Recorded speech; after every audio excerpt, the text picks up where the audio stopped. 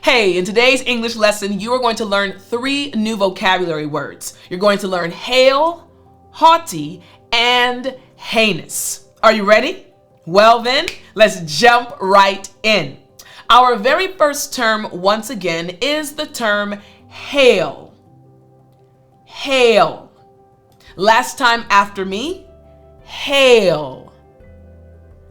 Excellent. And this term hail just refers to precipitation in the form of small balls or lumps, usually consisting of concentric layers of clear ice and compact snow. The easiest way to remember this term and its meaning is to think of a ball of ice falling from the sky. Very small balls of ice and sometimes large balls of ice. We call these balls of ice hail. Make sense? Excellent. All right, so here's an example sentence using this term. The hail damage on the car was very bad. Think about it. Again, small balls of ice falling from the sky, pounding into a car. So we have the sentence. The hail damage on the car was very bad. Here's our next example sentence. It was hailing very hard yesterday. Now I'm speaking about the weather yesterday. Hey, yesterday the small balls of ice were falling from the sky. Once again, it was hailing very hard yesterday. And our last example sentence. The news said it was going to hail this afternoon. Now we have a news report about the weather. It's going to hail. Small balls of ice are going to be falling from the sky this afternoon. Once again, the news said it was going to hail this afternoon. You got it? Excellent. Now it's time for us to figure out a simple sentence structure that you can memorize and use in order to use this word in real life. So I want us again to look at the term hail. And this is the simple sentence structure. We have it hailed, and then the blank spot is time or place. So it hailed, and we're going to insert either a time or a place. So we have our sentence structure again. It hailed, insert now the time or the place. So let's do 3 examples using this sentence structure. I'm going to say for the first example, let's say yesterday for the time, all right? So our sentence is going to be, it hailed yesterday. Very simple, right? It hailed yesterday. Let's get another example sentence. So we're going to choose a different time or place. Let's say during the game. Again, during the game. So now we have a time, a specific period. So our second example sentence, again, using this sentence structure is, it hailed during the game. You got it, right? Very simple. What about this last example? Again, using this sentence structure, our last one is going to be a location. Let's say in the mountains. In the mountains. So now our sentence becomes, it hailed in the mountains. You got it, right? Excellent. So we have 3 example sentences. It hailed yesterday, it hailed during the game, and it hailed in the mountains. Makes sense, right? Excellent. So our first term was hail. Now we have our second term. Our second term is haughty. Again, haughty. Last time after me, haughty. Excellent. Now this term haughty just means arrogantly superior and disdainful. Again, arrogantly superior and disdainful. This individual might be extremely intelligent, might be extremely talented, but this individual is haughty because they're putting themselves as if they are above others. Oh, I'm more intelligent. I'm more skilled. Their arrogance is causing them to see themselves as better than other people. In English, we say haughty. Makes sense, right? Excellent. All right, here's the first example sentence.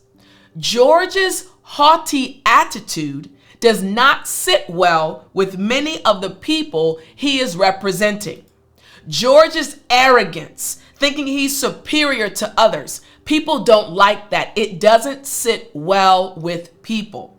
Once again, George's haughty attitude does not sit well with many of the people he is representing. Next, he was cold, haughty, and dull. Again, he was cold, unkind, haughty, arrogant, and dull. Not really that interesting. So once again, he was cold, haughty, and dull.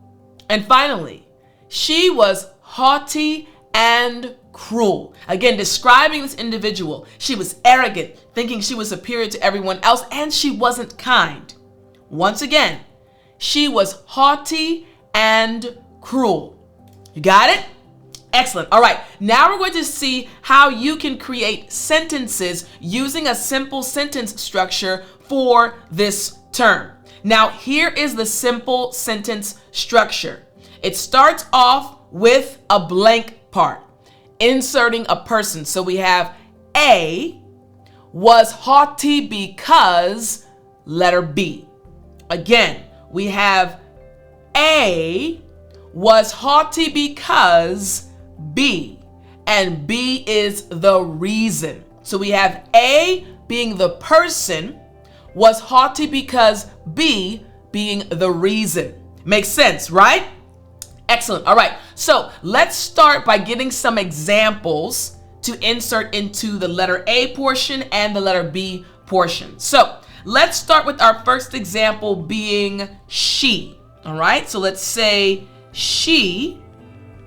And then for the B portion, we're going to say the reason is she thought she was smarter. All right, so for letter B, she thought she was smarter. All right, this is the reason. She thought she was smarter. So for our first example sentence, using this structure, now we have this sentence. She was haughty because she thought she was smarter. Makes sense, right? Excellent. All right, our next example for the letter A using this structure is, let's say he. This is the person, we have he. And then for the reason, we're going to say had a lot of money. All right, he had a lot of money. All right, he had a lot of money. All right, so we have the individual and we also have the reason. So our second example sentence using this structure is, he was haughty because he had a lot of money. You got it? Excellent. All right, now our third example, again, we're picking the person. The person is going to be the winner. And now we need a reason. Here's the reason. He felt superior. All right? He felt superior. So our third example sentence is, the winner was haughty because he felt superior. Make sense? Excellent. So now you understand the term and you understand the sentence structure for this term. Let's now move to our third term. Our third term is heinous. Heinous. Last time after me. Heinous. Excellent. Now, this term heinous just means a person or wrongful act, especially a crime that is deliberately wicked. So this term heinous refers to something that is extremely wicked, a person or a wrongful act, something, a crime that is truly bad. In English, we say heinous. Here's the first example sentence. The recent murder by the suspect was saddening and heinous as quoted by the police chief. The police chief said, listen, this crime was absolutely wicked. It was horrible. It was heinous. Again, the recent murder by the suspect was saddening and heinous as quoted by the police chief. Next, there were a series of heinous crimes last year. Last year, there were so many bad, truly bad and horrible crimes. There were so many heinous crimes. Once again, there were a series of heinous crimes last year. And finally, that was a heinous murder.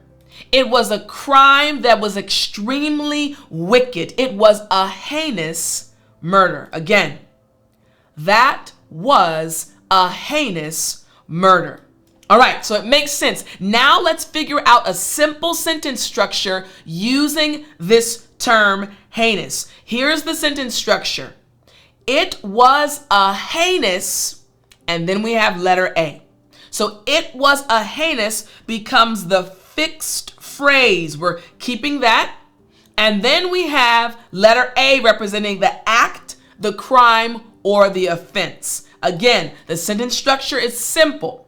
It was a heinous, and then insert the act, the crime, or the offense. So here we go. Here's the first example. We're just going to keep it simple for the first one and put crime. So our first one is crime. So the sentence is, it was a heinous crime. You got it? Excellent. All right. Now we go to our second example. This time, let's say act of violence. Act of violence. This is our second example. So the full sentence would be, it was a heinous act of violence. You got it? Excellent. All right. Now our third example is betrayal. Here we go. Betrayal. All right. So our last example sentence would be, it was a heinous betrayal. You got it?